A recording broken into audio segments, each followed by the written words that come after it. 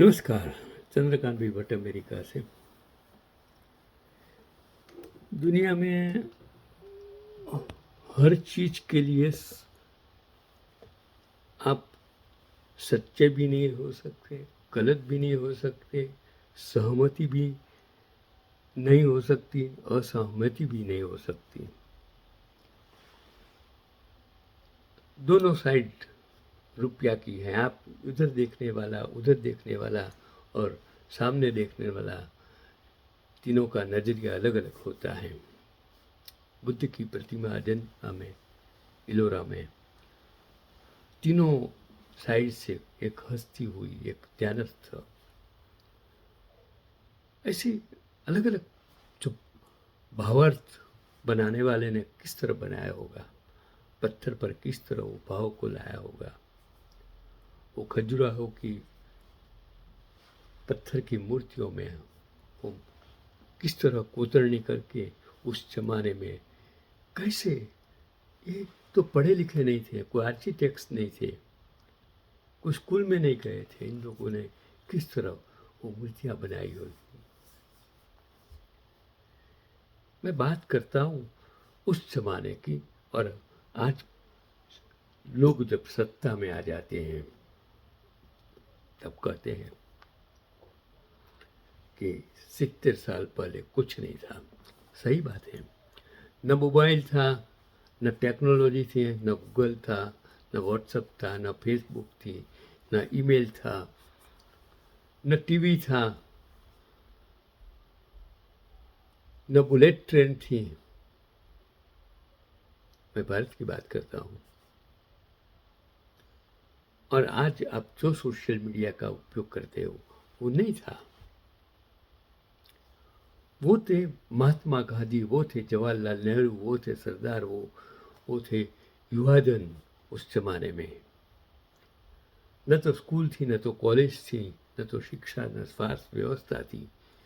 राजा रजवाड़े थे उस जमाने में। इन परिस्थितियों में किस तरह आंदोलन किए होंगे। न कम्युनिकेशंस, न ट्रांसपोर्टेशंस। और आज आप बात करते हो कि इन लोगों ने गलत किया। ऐसी ही एक बात मैंने जो पढ़ी कि मैं महात्मा गांधी के विचारों से बिल्कुल सहमत नहीं हूँ और मैंने सदा उनकी आलोचना की है, परंतु जब उन्हें गोली मारी गई तो मैं 17 साल का था और मेरे पिता ने मुझे रोते हुए देख लिया। उन्हें बड़ा अचरज हुआ। उन्होंने कहा, तुम और महात्मा गांधी के लिए रो रहे हो? तुमने तो सदा उनकी आलोचना की है। मेरा सारा परिवार गांधी भक्त था। ये सब गांधी का अनुसरण करते हुए जेल जा चुके थे। केवल मैं ही अपवाद था और स्वाभाविक था कि उन्होंने पूछा, तुम रो क्यों रहे हो? मैंने कहा, मैं सिर्फ रो ही नहीं रहा हूँ, मुझे अभी गाड़ी पकड़नी है क्योंकि मुझे उनकी शव यात्रा में शामिल होना है। मेरा समय खराब मत करो। यदि ट्रेन अंतिम ट्रेन है जो समय पर वहाँ पहुँचाएगी। वे बहुचक्के रह गए। उन्होंने कहा, मैं भरोसा नहीं कर सकता, तुम तो पागल हो गए हो। मैंने कहा, हम उसकी इसकी बाद में बात करेंगे, चिंता मत करो, मैं वापस आ जाऊंगा। मैं उसी समय दिल्ली के लिए रवाना हो गया। जब दिल्ली स्टेशन पर मेरी गाड़ी रुकी तो प्लेटफॉर्म पर मस्तो मेरा इंतजार कर रहा था। उसने कहा, मुझे मालूम था कि तुम आओगे। गांधी की आलोचना करने के बावजूद तुम्हारे भीतर उनके लिए आदर भी है, इसलिए मैं तुम्हारी प्रतीक्षा कर रहा था और मुझे मालूम था कि केवल यही गाड़ी तुम्हारे गांव से लेकर यहाँ आती है और तुम इसी गाड़ी से आ सकते हो।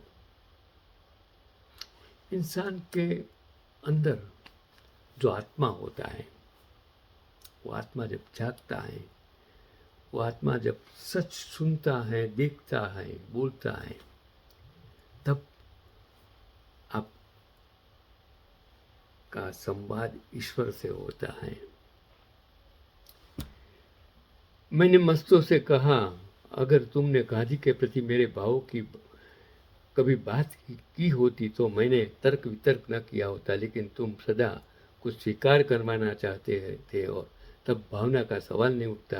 फिर तो शुद्ध तर्क वितर्क रह जाता है, वाद और संवाद, सहमति और असहमति। मैं इसके लिए बात करता हूँ कि या तो तुम जीतते हो या दूसरा। अगर एक बार भी तुमने भावना की बात की होती तो मैंने कुछ न कहा होता। मैं यह बात रिकॉर्ड में आ जाए इसलिए कहना चाहता हूँ कि हालांकि महात्मा गांधी के जीवन संबंधी विचार मुझे नापसंद है, फिर भी उनकी बहुत सी विशेषताओं की मैं सराहना कर सकता हूँ। हर चीज, हर इंसान परफेक्ट कभी भी नहीं हो सकती है। उसमें देखने वाले का नजराना, अंदाज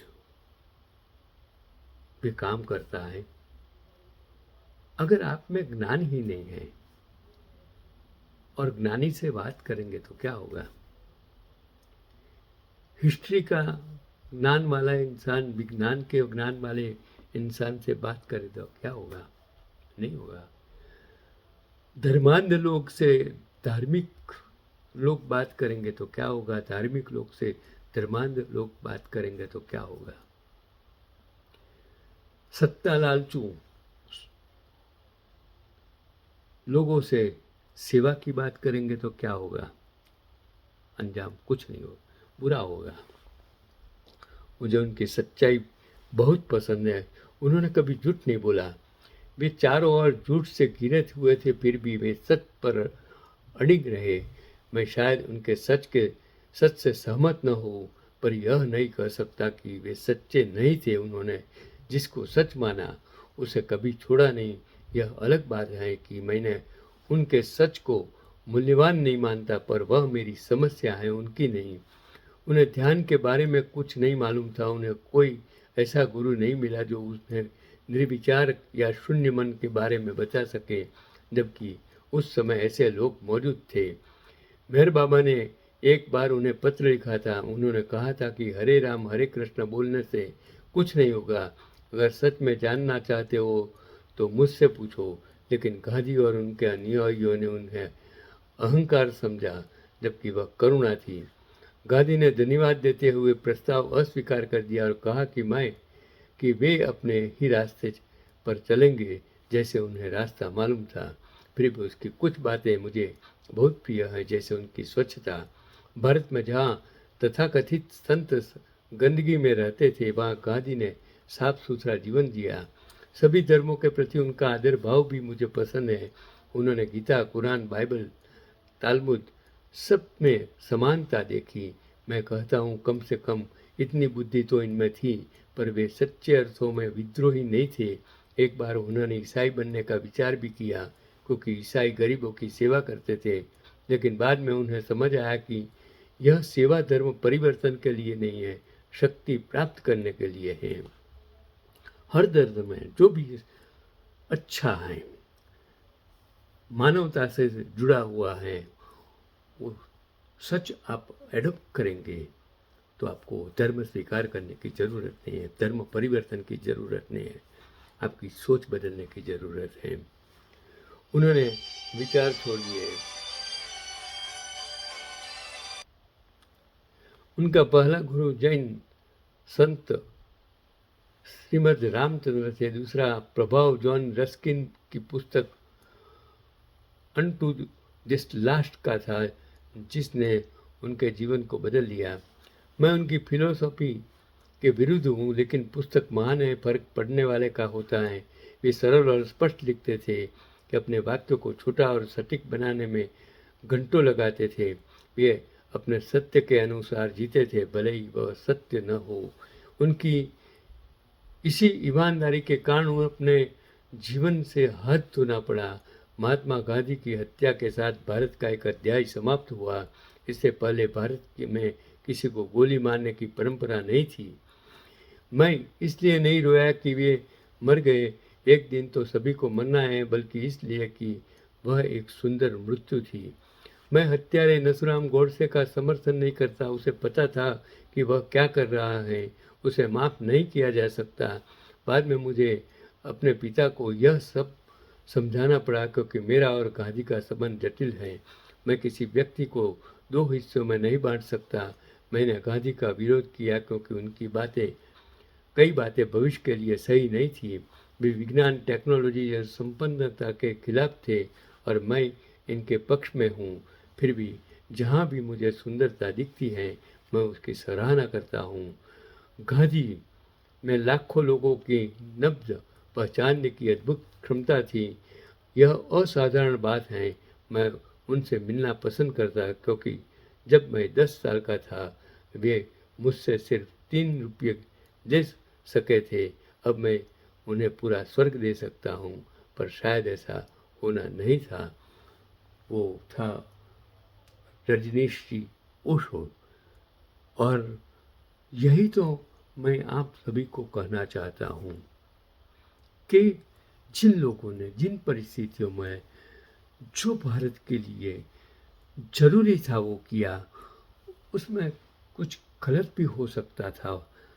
जानते थे कि अगर कोई दर्दी को, पेशेंट को बचाना है, तो अगर अगर अगर उसका पाँव और हाथ काटने से बच सकता है, तो पाँव और हाथ काटना जरूरी है, क्योंकि वो इंसान तो बच सकता है।